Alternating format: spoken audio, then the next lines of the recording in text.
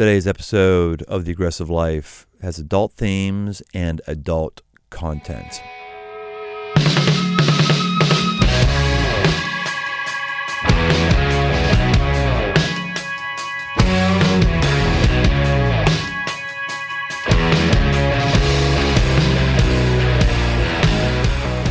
Welcome to The Aggressive Life. In 3 days, almost 3,000 men are going to come from all over America and Mexico and Canada and Ghana to the little town of Neville, Ohio. I don't know if anybody from Ghana has ever been to Neville, Ohio. We spend the weekend on 400 acres along the Ohio River for a little thing we call man camp. There's going to be campfires. There's going to be laughter, beer, powerful prayer experiences. There's going to be thousands of tents, thousands of hot dogs and brats, and we hope thousands of lives positively impacted. This is the 14th man camp. We used to do 2 a year, and now we're doing 1 a year for the last few years, and by all accounts, it's on a tear. It's been growing and expanding year over year. Over 50% of men at man camp this year have never attended, so we thought a little on-ramp might be helpful. When I say we, who is we? First, we've got Judd Watkins, a.k.a. 512 from here on out, the most requested, the most interviewed guest on The Aggressive Life, co-founder of Man Camp, owns a successive drywall business in Cincinnati, and he's going to swear today, so prepare yourself for 512. Hey, BT, how you doing? Good. And on deck, we have Craig Dockery, who will be pronounced and referred to for the rest of our time as Windex from this point forward. He's a trailblazing leader who recently shifted his attention full-time into crossroads camps and cries more than any other man you know. Not true. That's very true. Totally true. He oversees man camp and actually couples camp, woman camp, vet camp, all of them. And he's going to make sure this year's experience is unparalleled. So we're going to crack open some cold ones. Do we have one to... Hold on. 512 already has his, and just for pure honesty, I can't believe it. I'm not going to have beer. I just got done working out, and I just feel like, I don't know. A disappointment. Yeah, I've never been more disappointed in my pastor than when he doesn't open a beer. I know. That's really off-brand, isn't it, Dirk? It really is. I should probably... Describe what you're drinking. Yeah, It's tell us berry, about this pink liquid lemonade, that you're- sparkling ice. Sparkling ice berry lemonade. Does it taste so good when it hits your lips? It doesn't taste They're too actually bad. delicious. They are amazing. I mean, It's they're not the bad. guy killed the cat. He started the category, right? This Yeah. that was gas. He did? started. They Yeah. killed it. Yeah. He started the whole tonic water thing? Not tonic Sparkling water. Well, the whole like enhanced waters and flavor and all that stuff. Yeah. Oh, I didn't know that. I think he's on one of your favorite. What do they call, like How I Built This or whatever? Oh, it is. yeah. I think he's on one of those. I thought this was just a cheaper version of the stuff that hit the market first. You're saying this is That's the the original. original. My understanding is that's the Interesting. original. All right, I'm I'm not an fact industry check it. expert. We have a Fact bunch of check people it, from Caleb. Kroger and whatnot that might know better. But as far as I know, that was the guy. And that's on How I Built This? I believe so. Wait, you're saying that's on How I Built This? What does that mean? You ever hear that podcast? No. The guy, whatever his name is. Oh, Guy Raz. He just, everything, just say Oh, something. he's always like, wait.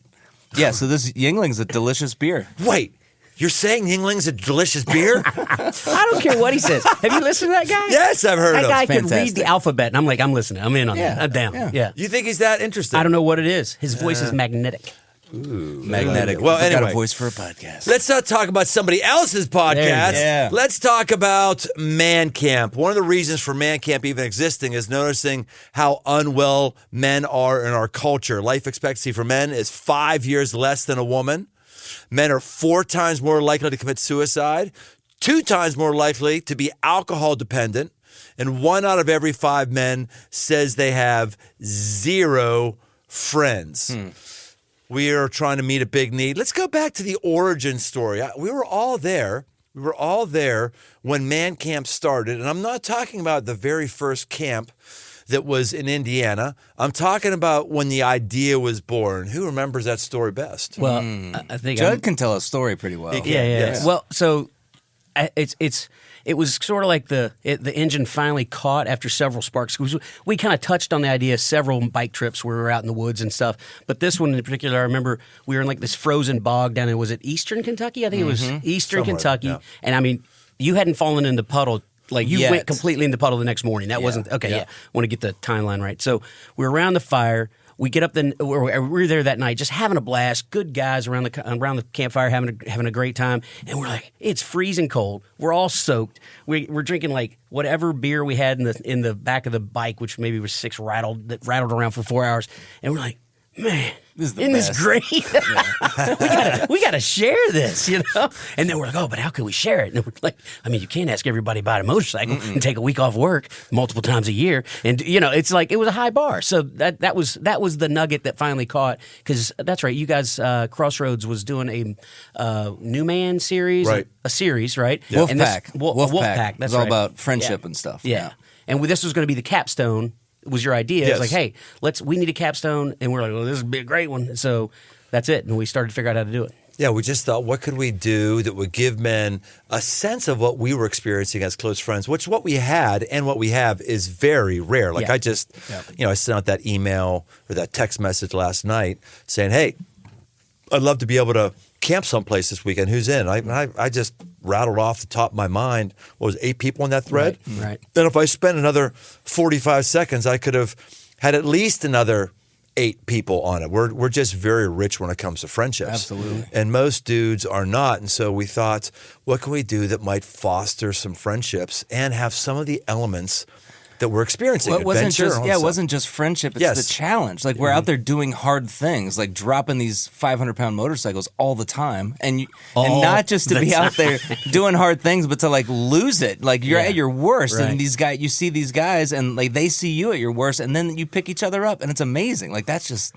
Yeah, you That's can't help rare, whatever that mask is you wear every day at work. You're like, I'm the cool guy, or I'm the guy that knows this, or I'm the like. You can't hold that up and pick up a 500-pound motorcycle 100 times. Like it's just too That's much, a really you know? good point. We can all create an image that makes ourselves look good and competent and professional. But that breaks away when you're a few days out in the wild because you just get tired, you get dirty, you get frustrated, and people see your issues and see you at your worst. And maybe that's why great friendships are made, because we can say, oh, now I know who you are. Well, I got the most real moment for me around that was our first bike trip because remember I went on the bike trip, you, Jake, Art, and Mike, and didn't know any of you. Like I think I'd met Mike once at something, had never met you guys at all.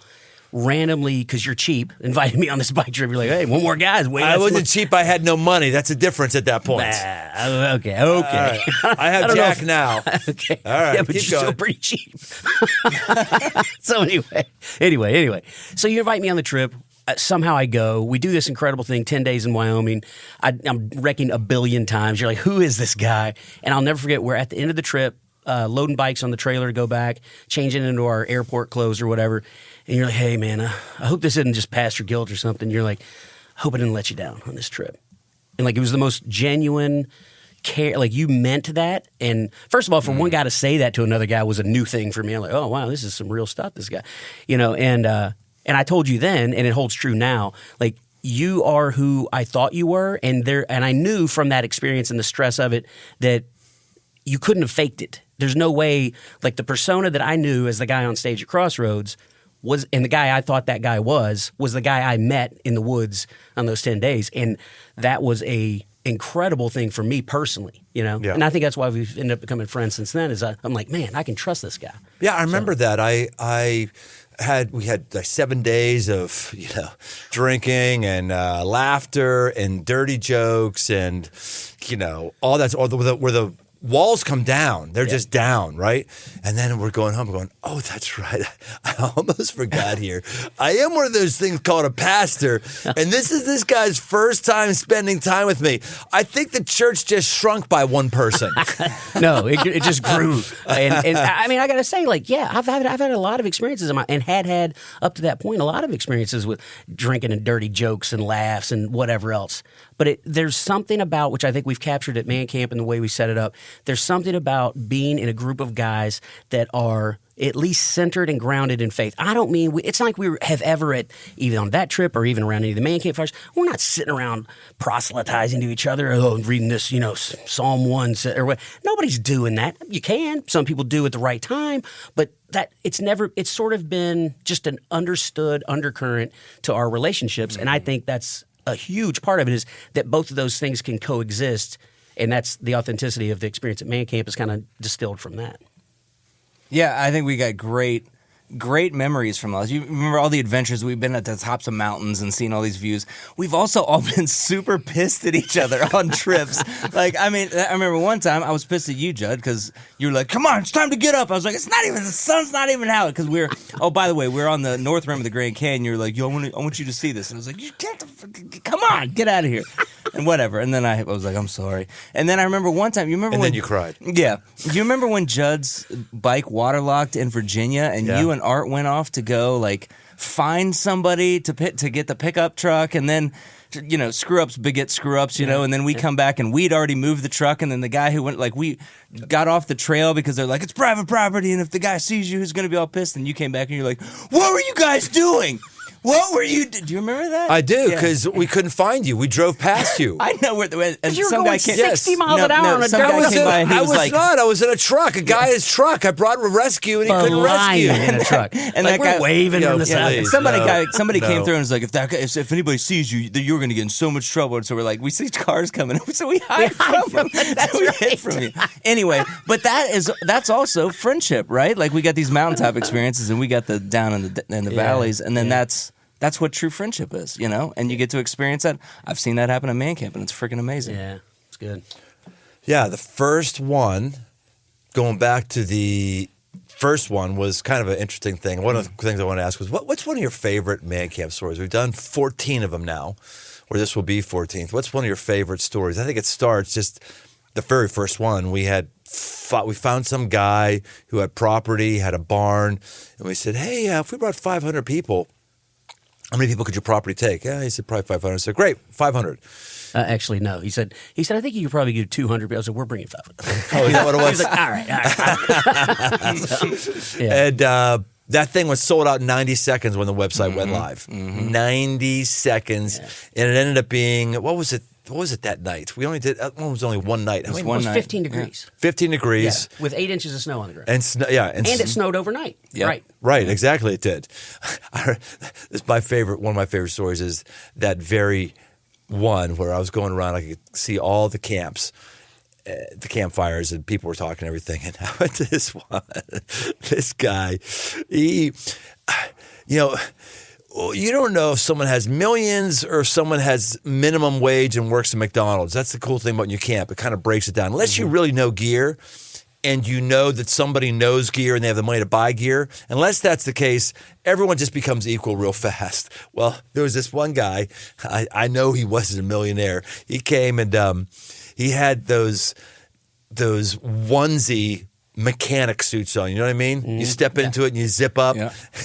And his tent was, he also brought one of those old Chase lounges that your grandparents would have, with the nylon webbing. Yeah, so the outdoor things. Yeah. Yes. Yeah. He had a nylon fold-up thing, and he had those insulated mechanics bibs, and he had a tarp. Always did. He just lied in the thing. What did he have on his feet? Tarp over him. Was he the guy that wore sandals? I don't remember. If not that guy, another guy there on that camp literally had exposed toes. There are guys. I think he was wearing sweatpants too. The guy with the sandals. Yeah. I'm like, you have hypertension, you're bro. You're gonna die.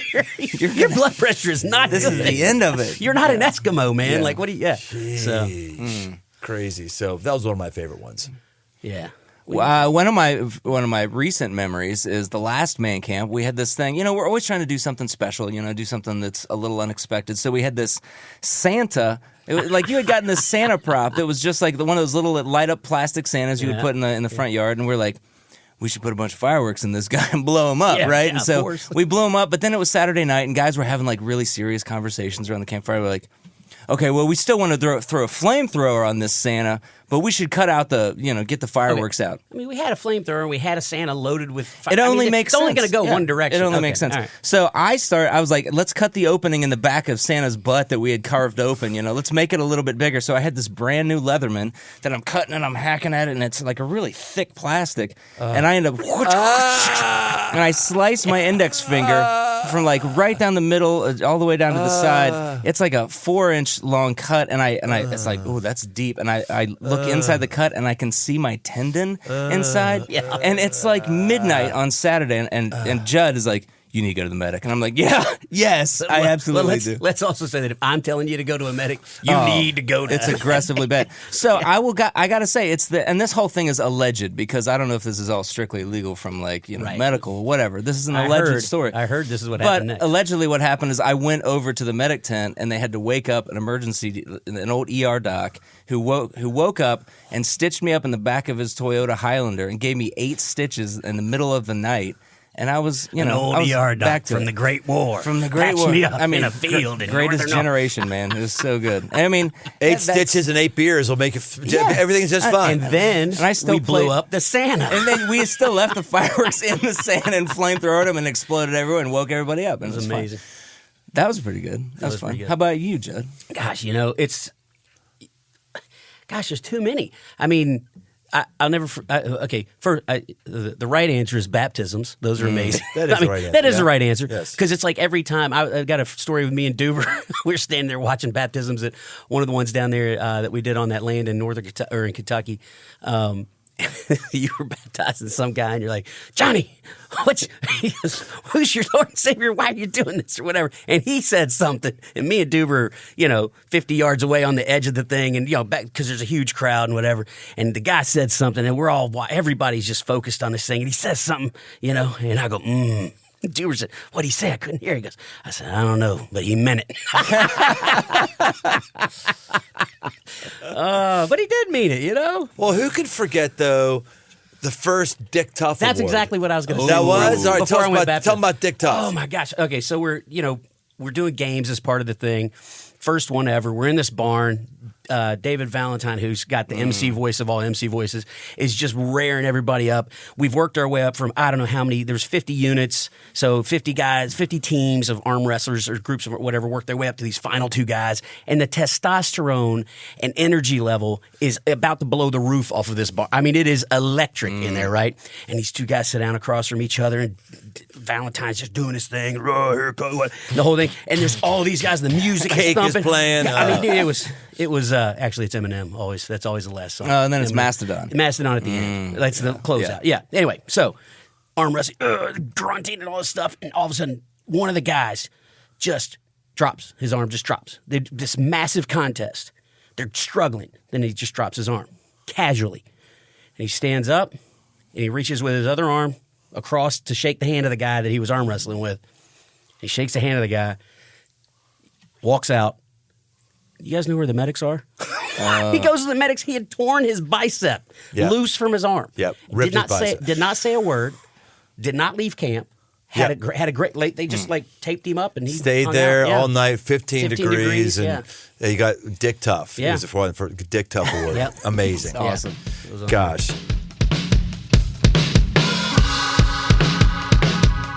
Today's episode is brought to you by AG1. I gave AG1 a try because I was feeling a bit sluggish, not confident I was getting all the nutrients that I felt that I needed. And I thought maybe this is an easy solution. So I drink AG1 in the morning. I love doing the morning. I do it on an empty stomach. It forces me to get 12 ounces of water into my system. I love doing something proactive and aggressive to make me feel better and at least give me peace of mind. AG1 is designed with this kind of ease in mind so you can live healthier and better without having to complicate your routine. Each scoop has 75 vitamins, minerals, probiotics, and whole food sourced ingredients of the highest quality. If you want to take ownership of your health, try AG1 and get a free 1-year supply of vitamin D and 5 free AG1 travel packs with your first purchase. So go to drinkag1.com/aggressivelife. That's drinkag1.com/aggressivelife to take control of your health. Check it out.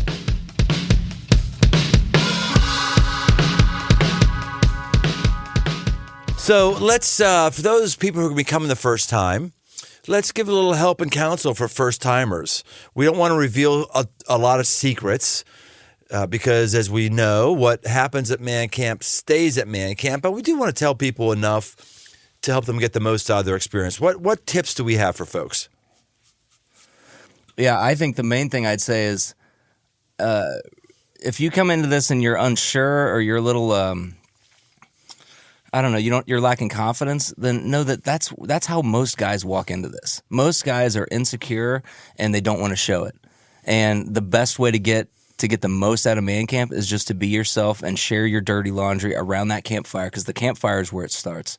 And if you have a good trip captain, he's going to do the same thing. He's going to model it for you. But every guy, like you said, you don't know whether you're a millionaire or you're just barely scraping by, but around that campfire, you're all the same. You're all guys who are struggling through life, trying to figure out what's next and who you are and if you're good enough and all that. And so just be honest. And it's amazing what happens when you can do that. Yeah, be honest and understand that I feel like that.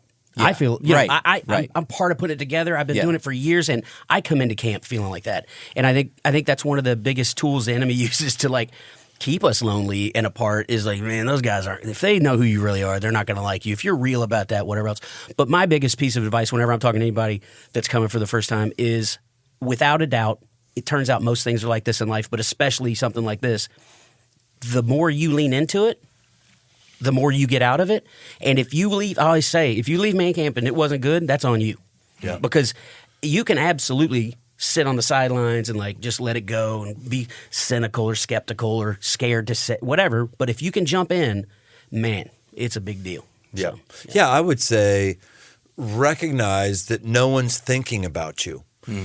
We think that, I don't have the right gear, or I'm not going to be saying the right thing, or I'm not going to.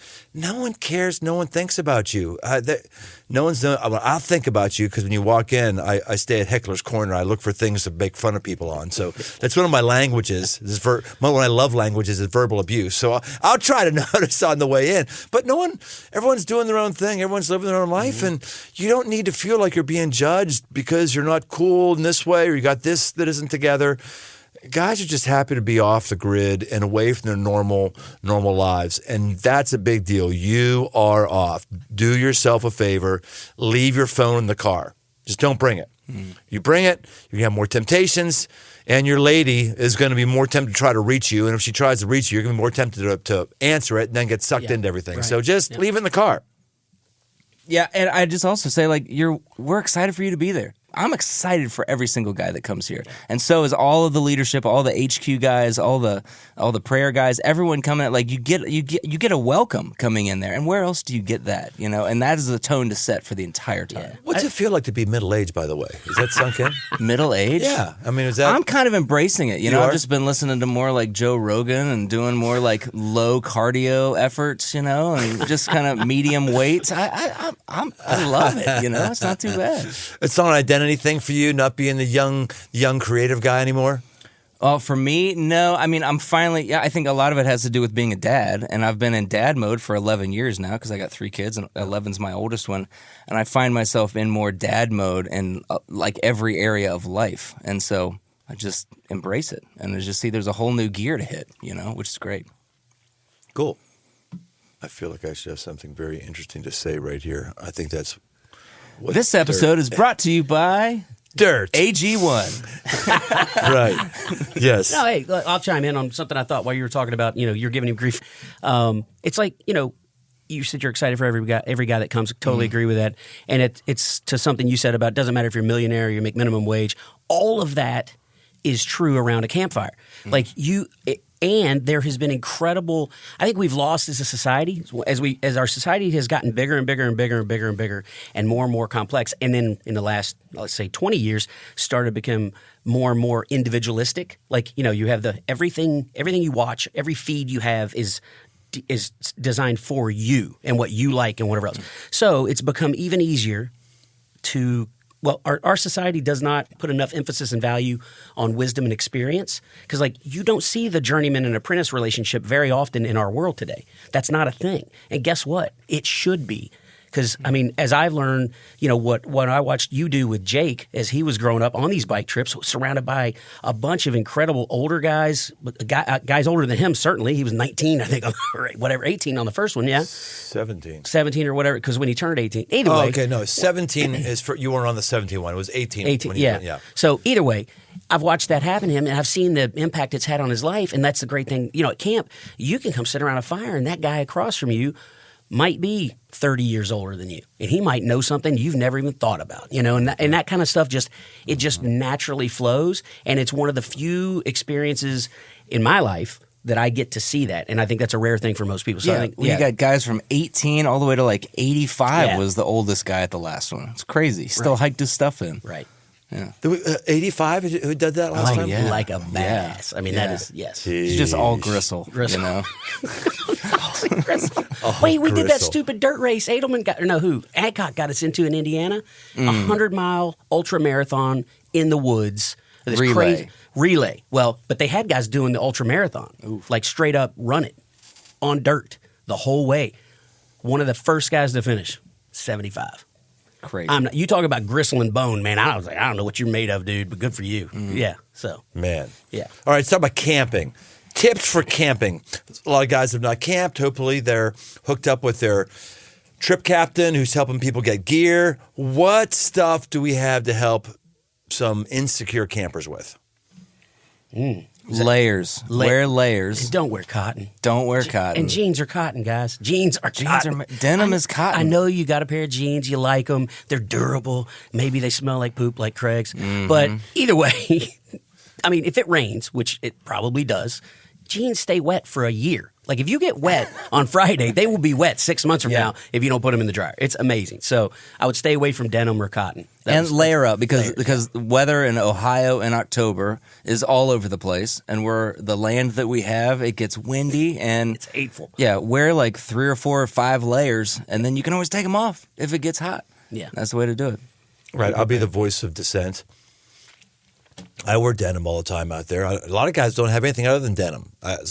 Most guys listening, they're going, what else would there be to wear? what do you go? But wear my dress pants? You wear denim at every man camp, and it's fine? Yeah. It's fine. Huh. You're also kind of a savage. I'm going to just tell you. I'm a man. You're disgusting. I am a man. Yeah, no problem. No big deal. And then if that's all you got, great. Yeah. Don't let that be a hurdle. But if you got a choice, get some. So, what is your go-to camping advice?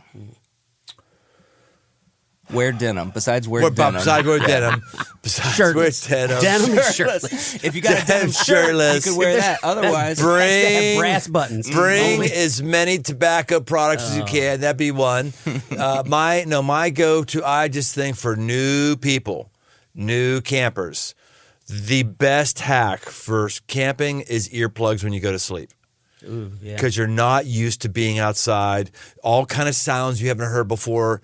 Just put those things in and let the white noise come and give yourself a night's sleep. Because the dudes are snoring, and they snore loud. Well, and you're outside, you're hearing things rustle, which you never are, which is stimulating. I've never seen this. I've been outside before. So it's taking you just an extra half hour to hear all the cool sounds you don't hear before. And if you've had all that tobacco, you're like, I can't go to bed. I'm wired. Right. And then that's the cheap hack. And then I would say if you don't have any gear and you're going to buy gear, and this could be very expensive. No, wait a minute. When does this airs? 2 days before man camp? 3 days? Okay, it doesn't matter. because you won't have time. Don't worry about it. No, come on. You guys You're got to good. tell them Just what go. they It's forget. They could order it. It's not Amazon. where- But he quick. just told you that a guy did the first man camp in 8 inches of snow in 15-degree weather with some coveralls and a tarp. So if he could do it, you guys will be fine. Just show Correct. him. Right. Yeah. Correct. Totally. You don't need anything. I think that. That was the thing I was going to talk about. The denim. It's 48 hours or less than 48 hours. It's okay to be a little uncomfortable. And you're not going to be uncomfortable for too long. You're going to get warm around a fire. Or there's a tent that's up where that's we valid. meet. Yeah. It's okay to wrap your mind around being a little uncomfortable for little periods of time. It's going to be fine. If all I got's cotton, just bring a lot of cotton. Swap it out. Yep. Okay. There you go. So other than cotton, other than earplugs, for you, what is the most important piece of camping gear? A good chair. Because you sit around, I don't know, on bike trips, we would say it's a third, a third, a third. You're on a bike a third of the day, you're sleeping a third of the day, and you're in that chair a third of the day. For breakfast before you leave, and then at night. Yeah. Yeah. So with camp, we still have good campfire time. You got solitude when you're in a chair. Have a comfy chair. Agree. Yeah, I think that's the right one. The only other thing I could possibly say is whatever your sleep system is, whether it's a cot, a pad, an air mattress doesn't matter. Like just sleeping on the hard ground is tough. So sort of like your earplugs. Like sure, can you do it? Yeah. Are you going to get the best night's sleep? No. But you're not going to get the best night's sleep anyway, so how bad can it be? So maybe a chair is the number one thing. Yeah. Yeah. You're telling people shouldn't have a cot or a No, they pad? should. Yeah, I'm saying that's a good. I would say, other than a chair, one of the most important things to me is what I'm sleeping on. I want to make sure I have something solid to sleep All right, on. I'll just say it's what I was going to say before. Right, that's the thing for me. If you're going to do a bag, I've not found anything better than the Big Agnes system. It's a Big Agnes bag, and it's a pad that fits in a sleeve in the bottom of the bag, so you can't roll off the pad, and the pad doesn't scoot out from underneath your sleeping bag. For me, that was a complete change gamer. Yeah. I'm sure you can buy it on Amazon, like it's 2-day shipping. I don't know if you can. I don't know. You might have to go to REI or something like that. I don't know if Amazon has that kind. I guess they do. They are the everything store. Yeah. Which, by the way, I'm thinking about boycotting Amazon, which I don't know how it would do because it would cramp my life. They're just freaking raking over other businesses. Them owning the supply chain just bothers me. It works out for me though. I'm a big fan. I know you. I know. Yeah. I know. It is. In the President's I am Club. too. I spend a lot of stuff on it, but I just think that this is totally unmanned camp related. At some point, the government's going to have to bust them up because they're just abusing other retailers and suppliers. So what would you do if you boycott Amazon? What do you do instead? just buy it from Walmart. Walmart.com? Oh, seriously, anybody. eBay, buy it from the company's direct thing. You know, I'm sorry, I don't need more errands. I like less. I like more errands. Yeah, I don't want to have to go. Somebody's like, "Hey, you just stop over at REI or Walmart or where." No, name Walmart the ships. store. Walmart's got their online stuff. I'm talking about all online stuff. Oh, shipping? Yeah, Okay. Walmart's got a really, All right, really great one. I can get behind that. Yeah, I don't want to go with the biggest. I want to go with the second biggest. You know, I mean, Amazon's still huge, or I mean, Walmart. Yeah, but that's I don't know. I'm listening to more and more of it. It just bothers me. Yeah. It does. Yeah. All right, so let's talk about lightning round. You guys ready for a lightning round? Let's do it quickly. Quickly?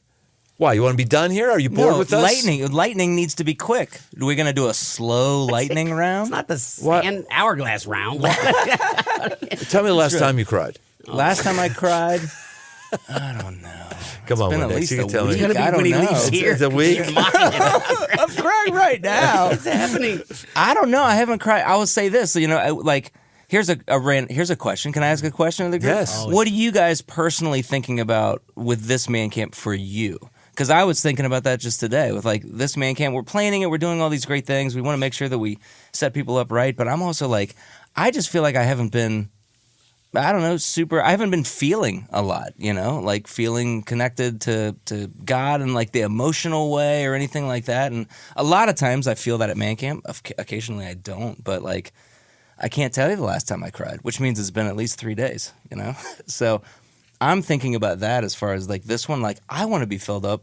I want to feel something new the way I hope for all these guys to feel. So I'm interested. What are you guys thinking about for this man camp?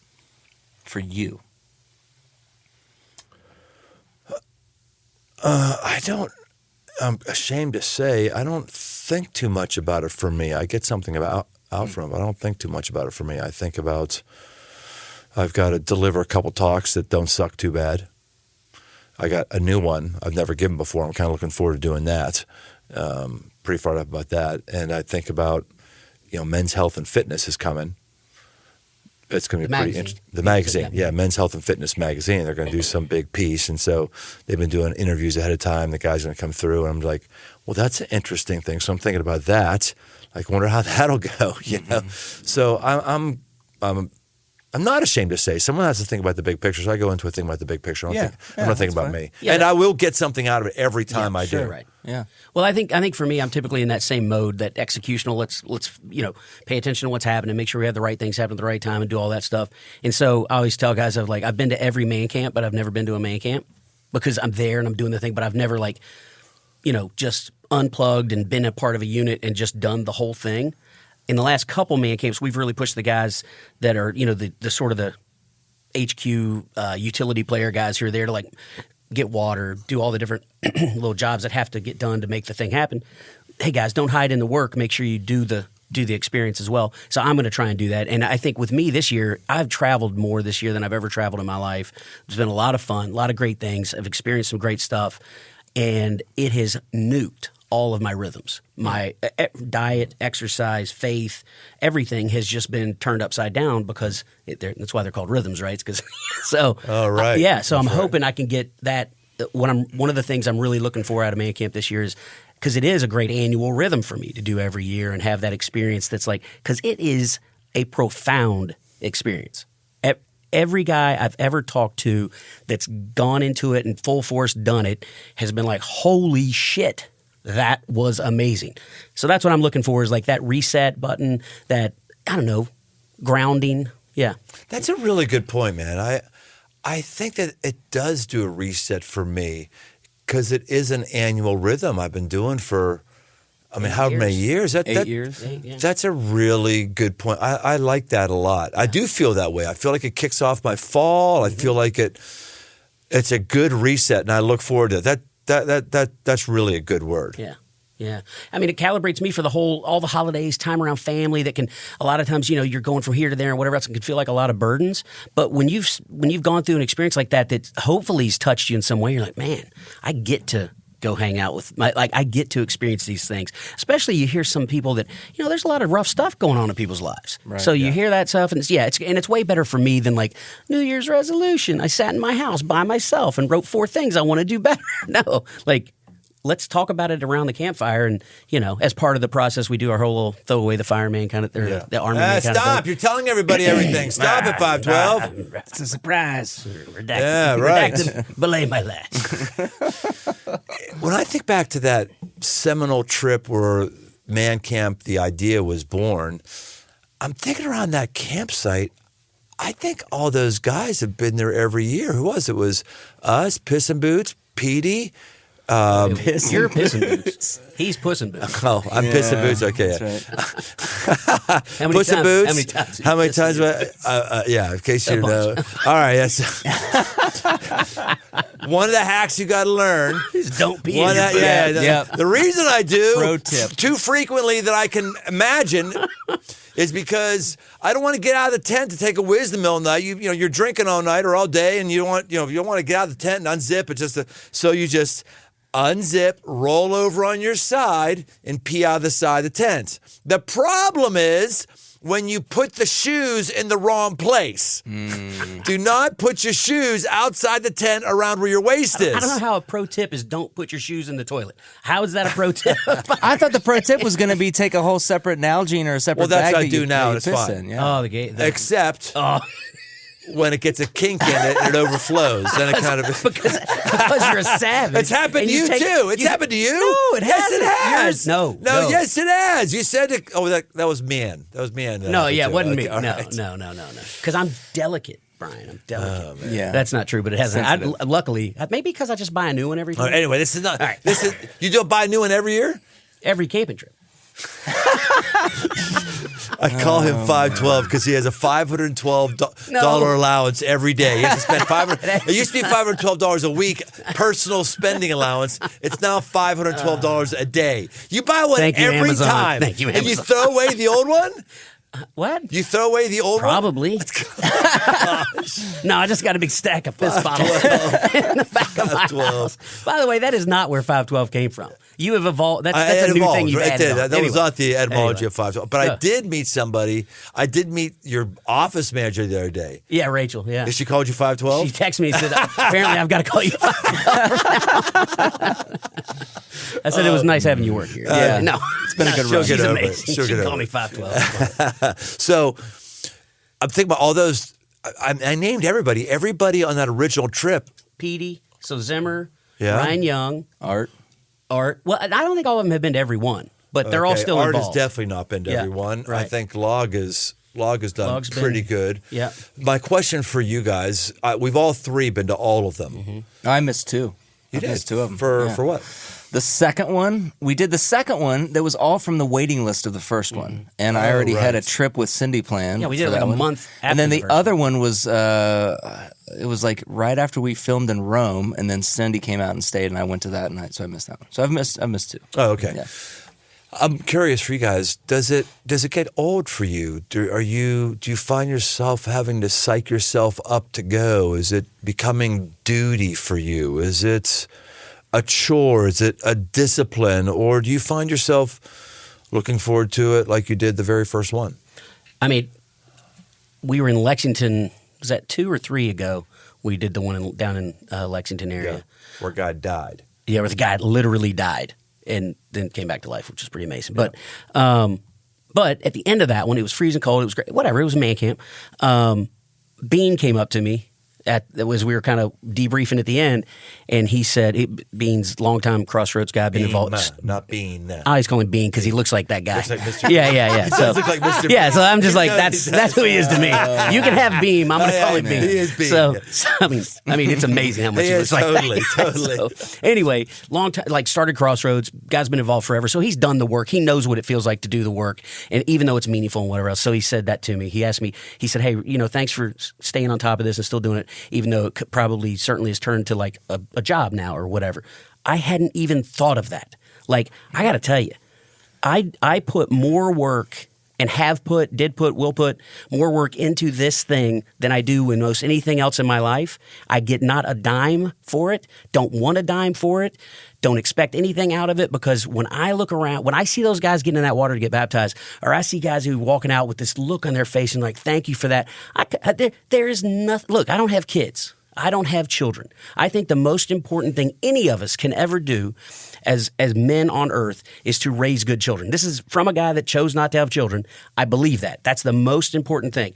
And when we're talking about children, we're talking about legacy. And when I look at Man Camp, I don't care if no one else knows my name, nobody remembers 512. If the families that are impacted by the guys going back generations from now are different, that's it. I mean, how can you get tired of that? Yeah. So, yeah. Yeah, I don't get at all tired of it. I don't even think about it. I mean, it feels like freedom out there, and it always feels like there's just this new place for us to create in. So even just creating the experience, I'm always like, it's just whatever God wants and whatever crazy ideas we can come up with. And then for all the work that we do, then it just like it goes nuts so far beyond our expectations, beyond my expectations every single time. It's something I absolutely look forward to every time. I'm just like, I hope I'm up to it. You know what I mean? Because I know that like it's going to be an amazing experience. Do you feel more pressure every Man Camp to produce, perform, to meet expectations, to outdo or equate what happened last time? I feel that to some degree with music, because I'm like, man, every time that we do it, because I play in the band, and every time it just feels like this an amazing thing. And so much of it is the guys respond. I mean, it's the fact that you see 1,500 or 2,000 or 2,000 plus guys worshiping, that's just an incredibly powerful thing. And I'm like, man, I hope I don't screw it up to get them to that place, So there's excitement to like, what are the ideas we can do to push them that way? But I'm always just like, I don't want to screw it up, Yeah, I don't feel that, because I'm sitting in a really unique position, especially just as opposed to you two. I'm not in professional ministry. This isn't my job. it's not about me. The whole thing has like, I'm a project manager facilitating an experience. And again, to Craig's point, God shows up every time and shows us how small our dreams and ambitions are. And I'm like, well, I'm pretty sure if that keeps happening, then it's going to keep getting better or be whatever it is for whatever guy goes. And I think something we might have missed because we were talking about ourselves and whether or not pressure or job or whatever, like, it's also just a hell of a lot of fun. Yeah. I mean, as a person at the thing, it's just fun. Yes. So, I mean, it's a super fun weekend, right. just for me personally, let alone all the other stuff that we get to help make. Right. And I would just say that overall, any of the stress or anything like that, I just still feel completely honored and blessed and lucky to just be a part of it. You know, this is like something that I've never gotten to experience in my whole life. Right. And to just be a part of the team that's like making this for guys is like, wow, what a gift, you know? What's your favorite moment at each man camp? Is there a time during the weekend we look forward to? Because, that's my favorite thing. I bet you it's the same for all of us. Okay, I'm curious. It is Saturday afternoon after the afternoon session when guys are done working and we're all singing and guys are into it and they're focused on it and you've given a great talk and guys are pumped up and then we go into game time and we're just sitting up there and guys are starting to go to the mash tent. Guys are running around with like blindfolds and like holding an egg, trying to run across a lake, slingshotting potatoes and just to sit and watch and like everybody's in it. Yes, everybody's just like, this is where we are. This is what we do now. You know, and that's my favorite part. It's interesting. You're exactly right. That's exactly mine. It's like about the golden hour. Yes. And it's just like, okay, we can melt. And you just look around, people are having fun. There's so many different visually stimulating things to see. I love that. And like guys that need prayer or in a serious thing or in the match tent. Guys that are you got lunatics arm wrestling over here and like you said, running. Throwing concrete balls over their shoulders. Right. I mean, it's just big Atlas stones. The most fun. It's like unbridled fun. And you always have a great thing. You always hit in some of your messages on fun where like, if you're a dad, you want to see your kids having fun. That makes you happy. You enjoy that. And you're like, and how do you think God feels about watching 3,000 of his kids together? Nobody, you can edit this in, nobody's dick measuring. You know what I mean? Nobody's like, look, I got better gear than you, or I know more verses than you, or I'm stronger than you with this ball. Like, I've watched guys lift those concrete balls over there. I'm like, that's a hernia waiting to happen. And the next dude who's twice as big as the first dude is watching it. He can't get it up, and he tells the other guy, man, that was incredible. Good job. You know, there's none of that. All the stuff we deal with on a daily basis. What kind of car do you drive? Where do you live? What's your job? All that stuff is just gone. And there's 3,000 guys having fun. Yeah. That's a blast. Right. Yeah. Well, hey, I don't think we got anything else we need to cover. Anything else you guys want to cover or talk about? One of the other favorite things about this whole deal is the fact that we have the beer trailer next to the prayer tent. And I think that's a pretty magical, special thing. Because that symbolizes two things for me. That symbolizes we want you to be your regular self. If you're going to have a beer on a weekend, have one here.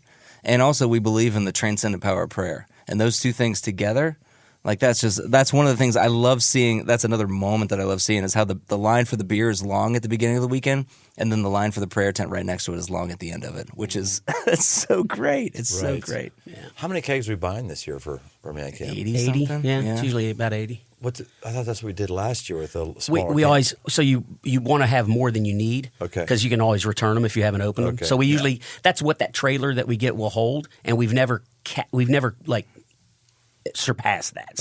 So we'll see what happens. I mean, if we have to make a beer run, which we've had to do at man camps in the past when we didn't get 80, we'll go on a beer run. Really? So, hey, it's been good, man. Thanks so much for working hard, coming in here, giving your time. I'm just so thankful to have you guys as friends and to be laboring in this thing. It's good. It's right around the corner. Man campers, hey, let's go. Let's go. It's almost there. If you haven't signed up for man camp, sorry, can't sign up. Sucks to be you. There's always next year. Yeah, hopefully that's enough time. We've done everything. We've done everything possible to reach you via social media or Aggressive Life, whatever it is. And sorry, just didn't work out this year. But next year, it's going to be great because this year's going to be great because every single year has been great. So that's all we're going to do. We'll see you next time on The Aggressive Life. Thanks for joining us on this journey toward aggressive living. Find more resources, articles, past episodes, and live events over at briantome.com. My new books, repackaged edition of The 5 Marks of a Man and a brand new 5 Marks of a Man tactical guide are open right now on Amazon. If you haven't yet, leave this podcast a rating and review. It really helps get the show in front of new listeners. And if you want to connect, find me on Instagram at Brian Tome. The Aggressive Life is a production of Crossroads Church, Cincinnati, Ohio.